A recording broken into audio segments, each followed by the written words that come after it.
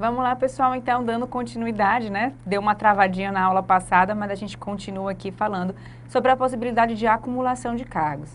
Na aula passada a gente viu e esgotou, né, bem direitinho, quais os cargos que a gente pode acumular na atividade. E aí eu levantei para vocês as questões, né, duas questões envolvendo essa acumulação de cargos na atividade. Como é que ficaria também a possibilidade de eu acumular cargo se eu já sou aposentado?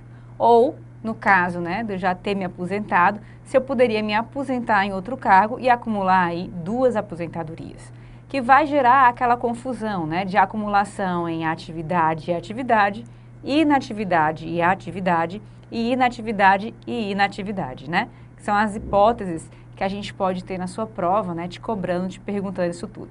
Para que você consiga esgotar essa matéria, você tem que ler o inciso 16, né, que é esse que a gente está vendo aqui do seu lado, né, que está aqui na tela, tá? O nosso inciso 16, que fala da acumulação de cargos em atividade, tá aqui, tá? A gente tem também o inciso 17, que vai falar sobre essa proibição de acumular para fundações, autarquias, caso a tua questão venha um pouco mais completa, e envolvendo ainda essa matéria de atividade em atividade. Quando a gente vai para o parágrafo 10, que foi o que travou na aula passada, a gente vai falar sobre a percepção de proventos de aposentadoria.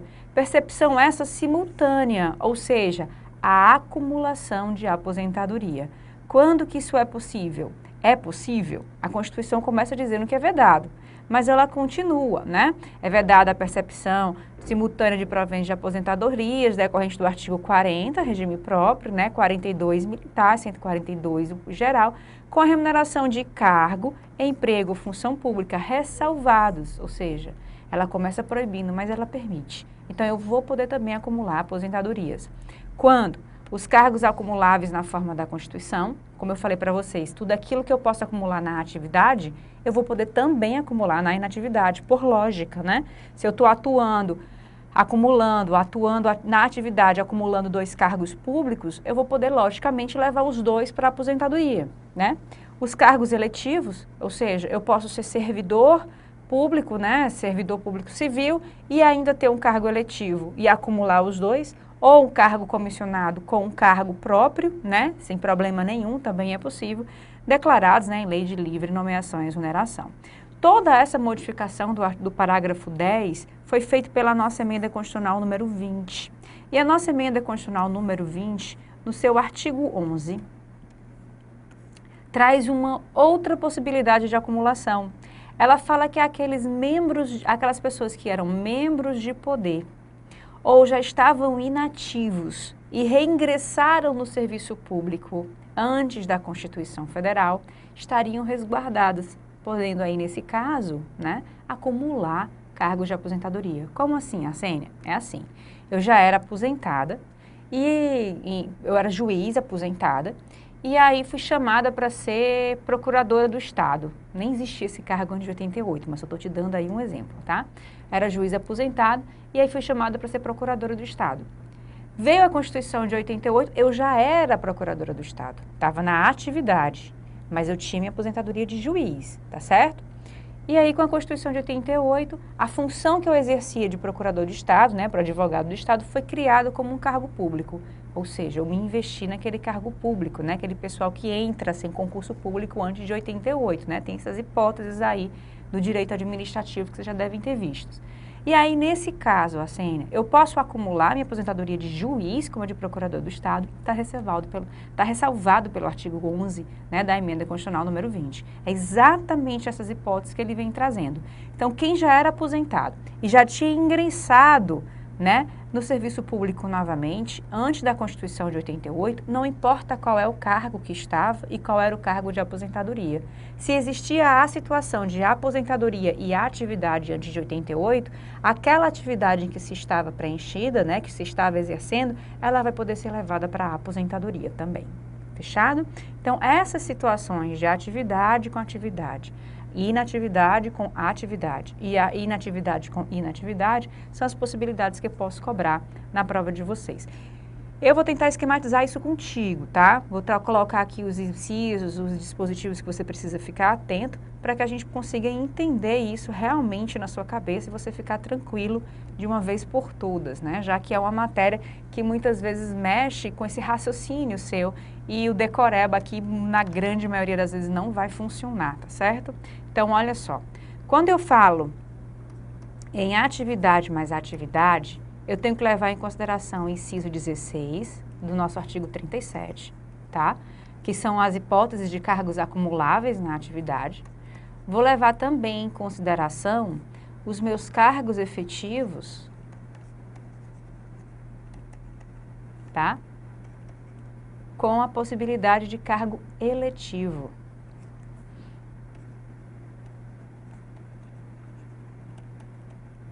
Essas são as hipóteses de atividade e atividade. Inciso 16 do 37 e os meus cargos efetivos com cargo eletivo que a gente vai ver já já do artigo 38. Você vai ver que, por exemplo, eu posso acumular e exercer na atividade 2 cargos, sendo servidor público federal, estadual, municipal e vereadora. Eu posso ter aí essa acumulação, tá? Nós vamos ver isso daqui.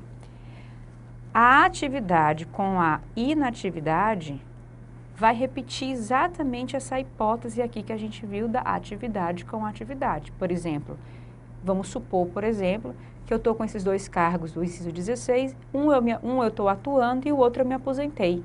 Então, eu acabo virando, me inserindo nessa hipótese aqui, deixa eu ajeitar aqui esse A para você não se confundir, tá? De atividade e inatividade. O que eu estou querendo mostrar para vocês que essa sequência que eu estou usando é uma sequência lógica de evolução no tempo do exercício daquele cargo. Todo cargo que está em atividade, ele vai evoluir para uma aposentadoria. Esse é o ideal, né? Com isso com essas hipóteses que a gente trabalha.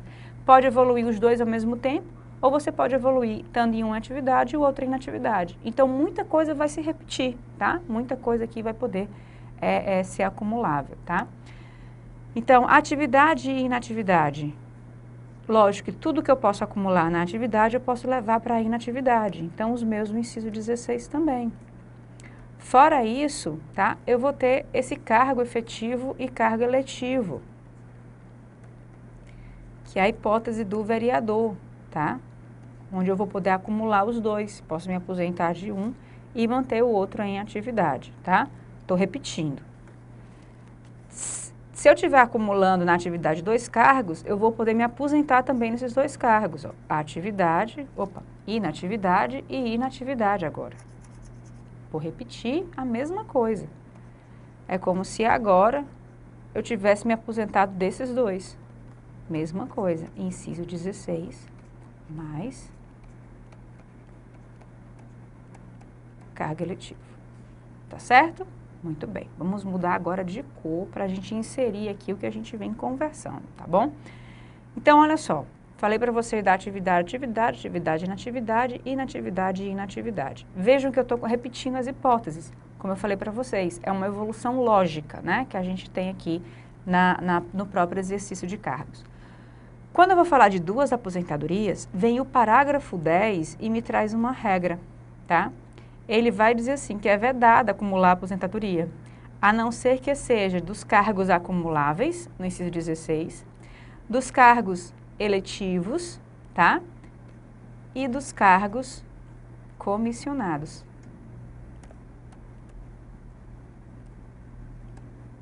Ok?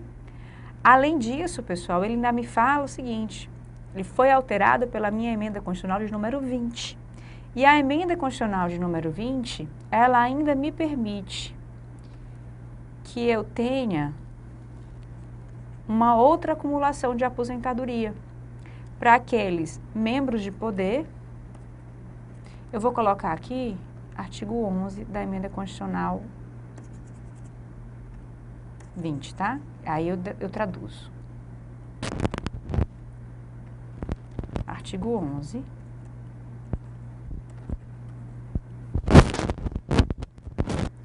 Da emenda constitucional de número 20. Quem é membro de poder e os anteriores à Constituição Federal de 88, ok? Que eu expliquei para vocês, né? Aquele pessoal que já estava aposentado e já exercia uma atividade no serviço público antes da emenda constitucional, antes, na verdade, da Constituição de 88 entrar em vigor. Tranquilo? Essas são as nossas hipóteses, portanto, de acumulação de proventos, acumulação de aposentadoria. Isso daqui, pessoal, é o que está expressamente previsto no nosso parágrafo 10, tá? Aqui, ó, azulzinho, no nosso parágrafo 10. E que nos permite tirar certas conclusões. Por exemplo, o artigo 11, ele vai falar que aquelas pessoas que já estavam aposentadas e exerciam cargos à época da promulgação de 88, poderiam se manter naquela situação. Então, eu estava aposentado, olha aqui, tá? Eu estava aposentado, ou inativo, né? Aposentado, e estava exercendo um cargo à época de 88. Significa dizer que esse meu artigozinho 11 também se aplica à minha situação de atividade e inatividade. Ok? Tranquilo, gente? Deu para a gente perceber aqui como é que a gente funciona dentro dessas hipóteses de atividade, inatividade, atividade. Não vou mais complicar, tá? Para você e para a sua prova, no nível que a gente está estudando e que a gente está vendo aqui, mais do que isso não cai. A gente tem visto todas as questões envolvendo essa parte de acumulação de aposentadoria, de acumulação de cargos e de acumulação de aposentadoria com cargo em atividade e tem dado essa fórmula aqui, tá? Então, o que pode realmente ser cobrado na sua prova é o que nós estamos vendo aqui. Obviamente que se você for estudar, veja que isso é uma situação complexa. Eu estou envolvendo artigos da Constituição, artigos de emenda constitucional e uma situação que vem sendo recepcionada pela Constituição de 88, né? Quando, na verdade, ela é uma situação anterior à Constituição de 88. Então, discussão teórica, discussão doutrinária em relação a essas situações tem de sobra. Se você quiser se perder estudando isso daqui, você vai se perder estudando isso daqui e passar dias esgotando esse assunto. Se você gostou, né, acha interessante. Meu conselho é, para a tua prova de concurso objetiva, para você conseguir gabaritar as questões, você precisa se preocupar com isso daqui. Então, não aprofunde. Olha só o conselho que a professora dá, né? Não aprofunde. Fique com isso daqui. Entenda que a atividade está lá no nosso inciso 16 e os cargos eletivos que podem ser acumulados. A atividade com a inatividade é a mesma coisa, acumulando aí com esse artigo 11, né, da emenda constitucional de 88, e a inatividade com a inatividade é o que está no parágrafo 10, o que está no artigo 11 da nossa emenda e o que pode ser acumulado em atividade. Fechamos, tranquilo, passa a régua, portanto, e terminamos esse assunto. Prosseguindo. Leitura do 37, né? Olha aí o nosso inciso 18. A administração fazendária e seus servidores fiscais terão, dentro de suas áreas de competência, a jurisdição, precedência sobre os demais setores administrativos na forma da lei. Vejam que a administração fazendária e os seus servidores fiscais, dentro das áreas de competência e jurisdição, ou seja, para fins de receita, para fins de fiscalização, para aquele intuito, tem essa precedência sobre os demais setores. Digamos que chega lá na sua repartição um ofício oriundo da Secretaria de Educação e um ofício oriundo da Secretaria da Fazenda. Quem que você vai atender primeiro? Fazenda, tá? Por conta essa regrinha, né, de precedência, de prioridade que os atos fazendários têm em detrimento dos outros atos públicos. Inciso 19. Somente por lei específica poderá ser criada a autarquia e autorizada a instituição de empresa pública. Gente, isso aqui cai demais. Pode ser uma prova de nível médio, pode ser uma prova de nível superior, pode ser uma prova que está aprofundada, pode ser uma prova de conhecimento mais raso. Cai demais esse nosso inciso 19. Sempre tirando aí uma pegadinha, trocando uma palavra pela outra, trocando uma ordem, né, da escrita, mas sempre perguntando para você o seguinte: para eu criar uma autarquia, o que que eu preciso? Você precisa de lei específica, tá? E para eu criar uma empresa pública, uma sociedade de economia mista, uma fundação, o que é que eu preciso? A lei autorizar esta criação, tá? No caso, uma lei complementar vai definir as áreas de atuação. Do último caso, qual é o último caso? As minhas fundações. Entendeu? Então, olha só. Por lei específica, eu posso criar uma autarquia. Então, nenhum ato administrativo cria autarquia. A autarquia só é criada por lei. Mas eu posso ter uma lei autorizando o poder público a criar empresa pública, sociedade de economia mista e fundação. Pronto. Uma lei, que não necessariamente será complementar, pelo texto da Constituição, autorizando aí o poder público a criar empresa pública, sociedade de economia mista e fundação. E aí elas serão criadas por um ato do poder público. No entanto, a lei complementar nesse último caso, tá, de autorização, definirá as áreas de sua atuação. Tranquilo. Como é que isso é cobrado? Eu vou falar que posso criar autarquia por autorização legislativa e que eu preciso de uma lei para criar empresa pública, sociedade de economia mista, né? Na regra administrativa, você vai ver isso também em direito administrativo, isso aqui é bastante aprofundado também, bastante discutido, se a lei mesmo pode criar a sociedade de economia mista, a empresa pública, já que um ato pode, porque uma lei não poderia, enfim.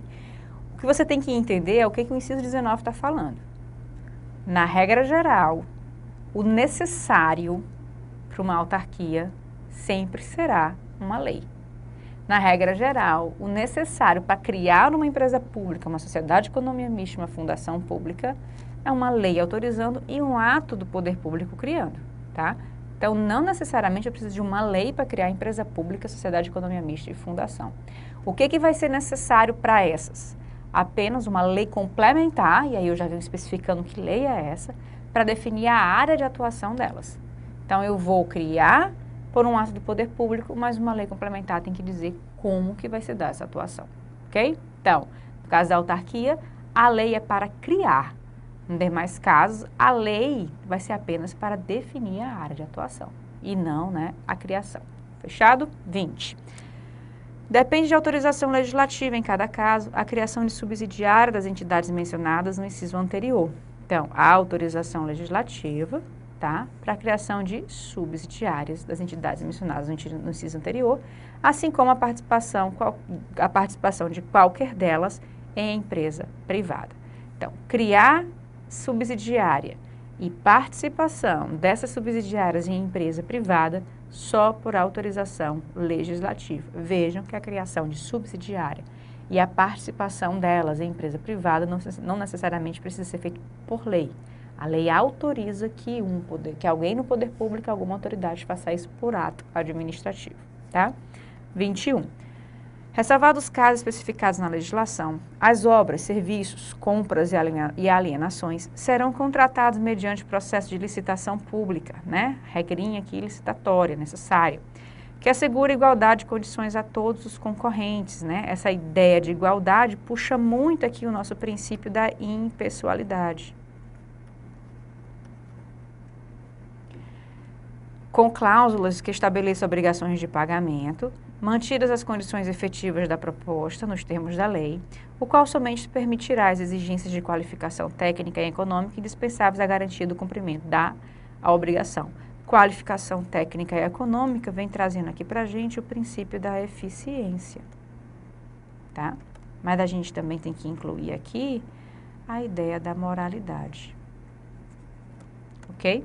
E se tudo isso tá previsto em lei, logicamente eu trago a legalidade. Então, licitação é uma matéria muito aprofundada no nosso direito administrativo. Vocês sabem disso, né? Se vocês estudam.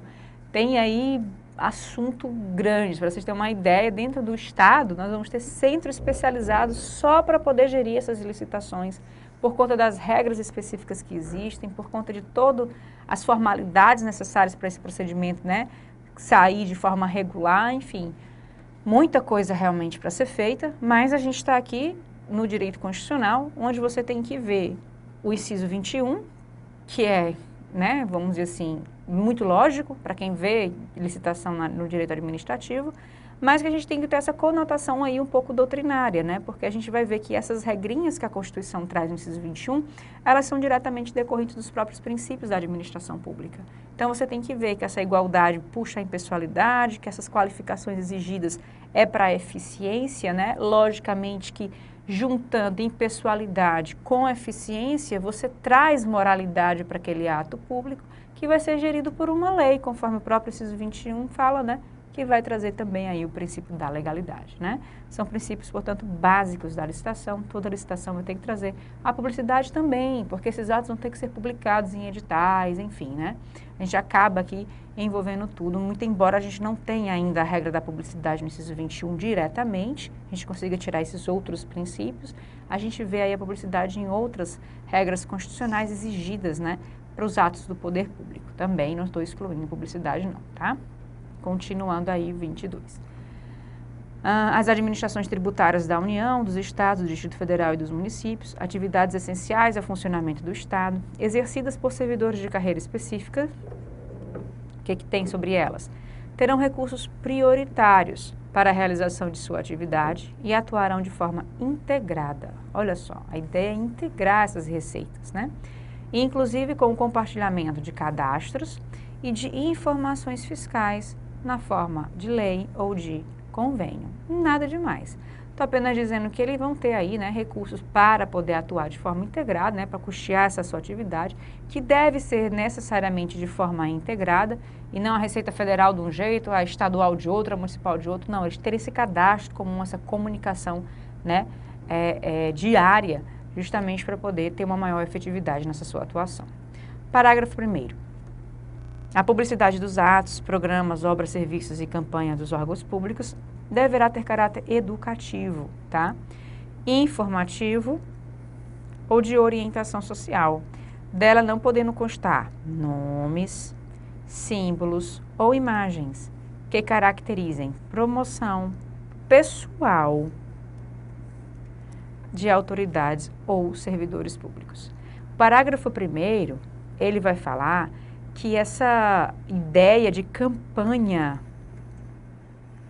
dos órgãos públicos, ela é uma campanha, não é do gestor, mas daquilo que está sendo feito no governo, né? Eu não posso usar a cara do gestor para estar inaugurando uma escola. Eu não posso estar usando o lema daquele gestor para estar inaugurando aquela escola, enfim. Eu não posso estar usando a música de campanha daquele gestor para estar tocando antes de uma inauguração do que seja, que esteja sendo inaugurado. Então, essa ideia de campanha de órgão público, ela vai pensar em uma outra vertente do meu princípio da impessoalidade. Porque a impessoalidade, ela vai ter essas duas faces. É da administração com o povo, que não pode estar identificando particulares, tratando todos de forma igual, vamos pensar assim, tá? E a outra é da própria administração pública, que também tem que ser impessoal. Não pode ter aí uma gestão marcada com a cara de um fulano, de cicrano. Logicamente, pessoal, que é impossível você desvincular completamente o homem da máquina. É impossível. Porque se eu tenho o município e eu tenho um gestor do município, ele é o prefeito. O prefeito vai estar sempre presente nos atos, ele vai estar sempre presente nas situações que envolvam aquele município. Seja na hora de ser chamado para responsabilidade, seja na hora de estar entregando uma obrigação dele e de alguma forma, né, se promovendo. Isso é impossível de se desvincular. O que a Constituição não quer é que seja usada a cara desse indivíduo para estar fazendo campanha, para estar se promovendo pessoalmente, marcando aí a impessoalidade dentro da própria administração pública, tá? A campanha é do governo, não é do gestor. A ideia é essa, é tirar a figura do gestor do meio, né, dos atos que foram praticados por aquele governo, tá? Por aquele ente público e não pelo gestor em si. É como se o ente público caminhasse sozinho e o gestor estivesse apenas materializando os seus atos, para não estar vinculando, né, todos os atos à figura daquele indivíduo e mais na frente se pensar que só com o indivíduo à frente daquele ente pode dar certo, enfim, né? É evitar exatamente essa ideia aí de coronelismo, né, que a gente tinha antigamente. Parágrafo 2º. A não observância do disposto no inciso 2º, né, e 3º implicará a nulidade do ato e a punição da autoridade responsável nos termos da lei. Quem é inciso 2º e quem é inciso 3º? Volta lá. A gente está falando lá de concurso, né? Nossa ideia lá dos nossos cargos públicos, né? Olha aí. Só para a gente poder, né, Inciso segundo, cargo público, empresa e concurso, e o prazo, né, desse concurso, inciso segundo e terceiro. Então, se não pode, se não fez, se não observou tudo isso que a Constituição fala, o que é que vai acontecer? Nulidade do ato, tá? Aquele ato de provimento vai ser nulo, o servidor vai ser dispensado. Se a contratação tiver sido de boa-fé, ele não devolve os valores. Aqueles atos que ele praticou para terceiros de boa-fé também, né? Os atos praticados, eu tenho que ver para quem que ele praticou. Se foi um terceiro de boa-fé, vão ser convalidados, tá? Agora, se foi em conluio, aquela coisa toda, podem até ser anulados, dependendo da intenção e da forma como aqueles atos foram praticados. Mas, para o terceiro de boa-fé, os atos serão convalidados. O servidor que está ali, né, de boa-fé também, sem fraude, enfim, sem saber da fraude que for, né, não vai precisar devolver esses valores até então, tá? Até então, essa é a decisão aí do judiciário majoritário. Parágrafo 3º. Não sei se vocês estão percebendo, mas eu estou me mantendo aqui, né, para não estar invadindo aí a seara administrativa. Estou o tempo todo me limitando para a gente não estar perdendo tempo. A lei disciplinará as formas de participação do usuário na administração pública direta e indireta, regulando, né, especialmente. A nossa ideia de atos públicos com a participação direta do povo, né? A gente tem aí várias hipóteses, como orçamento participativo, enfim, dentro dos municípios, mas essa participação do usuário, tá, seja de forma direta ou indireta, ela é muito benéfica para a nossa democracia, para a gestão da coisa pública, né, já que é realmente nossa. Como que isso vai acontecer? Obviamente que eu vou ter que ter aí uma forma de participação. E essa forma ela vai ser definida através de lei de regulamentos. O que a Constituição busca fazer nesse parágrafo 3º? Orientar essa lei e orientar esses regulamentos. Ela não vai esgotar nada. Então, mais uma vez, a gente vai ficar aqui, né, no rasinho, sem aprofundar nada. Olha aí, parágrafo 3º, inciso 1º. As reclamações relativas à prestação dos serviços públicos em geral, assegurada a manutenção de serviços de atendimento ao usuário e a avaliação periódica externa e interna da qualidade dos serviços. Então, essa ideia de reclamação, tá? Essa ideia aqui de avaliação periódica também, isso tudo tem que ser de alguma forma garantido para que a máquina pública tenha um feedback do que está acontecendo. Como que isso é feito? Assim, através de ouvidorias, através de pesquisas populares, enfim, nos sites mesmo dessas instituições, tudo isso através de agências reguladoras, né? A gente vai ter aí uma série, uma gama, né? Um leque muito grande de formas de participação para reclamação, para avaliação popular.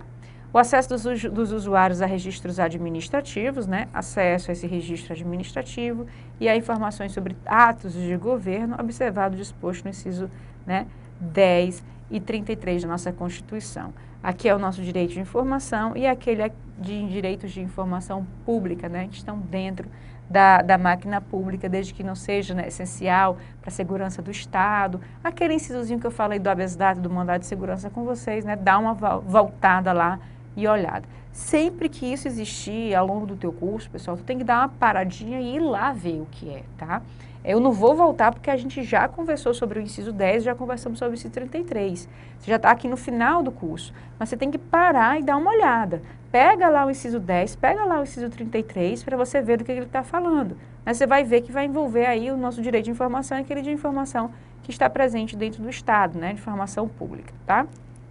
Sempre volte, sempre leiam e façam essa remissão. Inciso 3º, a disciplina da representação contra o exercício negligente ou abusivo de cargo, emprego ou função na administração pública, né? E aí, né, a ideia do próprio exercício, do próprio povo, da própria população, controlando o serviço daquele indivíduo que os representa, né? Seja diretamente no cargo eletivo, seja indiretamente nesses cargos de provimento, né, indireto, mas a ideia é essa, é que o próprio povo esteja próximo, podendo de alguma forma, né, fazer essa representação, fazer essa denúncia de exercício negligente, abusivo, enfim, dentro da administração pública, ok? Parágrafo 3º, portanto, tá aí, a gente volta, né, depois aí do nosso intervalo, com mais alguns parágrafos e mais alguns artigos de administração pública, tá? Até já já.